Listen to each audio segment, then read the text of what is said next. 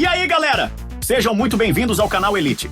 Antes de mais nada, aquele joinha para fortalecer e não se esqueça de ativar o sininho para não perder nenhum dos nossos mergulhos em séries épicas. Hoje, vamos desbravar uma novela turca que é pura tempestade emocional embrulhada num drama familiar.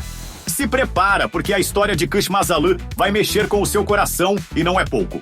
Imagina só, uma história de amor, tragédia, intriga familiar e aquela pitada de reviravoltas que a gente adora. Sabe aquele romance impossível que vai além dos limites da realidade?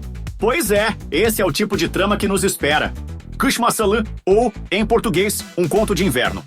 Imaginem só, nas montanhas imponentes da Turquia, onde o ar é puro e a natureza reina absoluta, vive uma jovem. O nome dela é Esmer. E não é qualquer jovem não, gente. Esmer é aquele tipo de pessoa que parece ter saído de um conto antigo.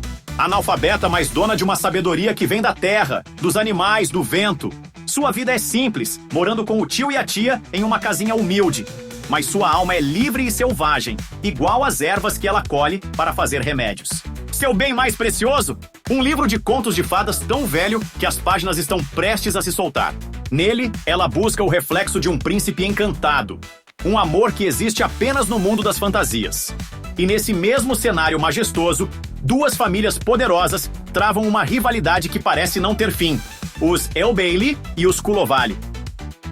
São como dois reis dividindo um mesmo território, com um passado cheio de desavenças e um presente carregado de tensão.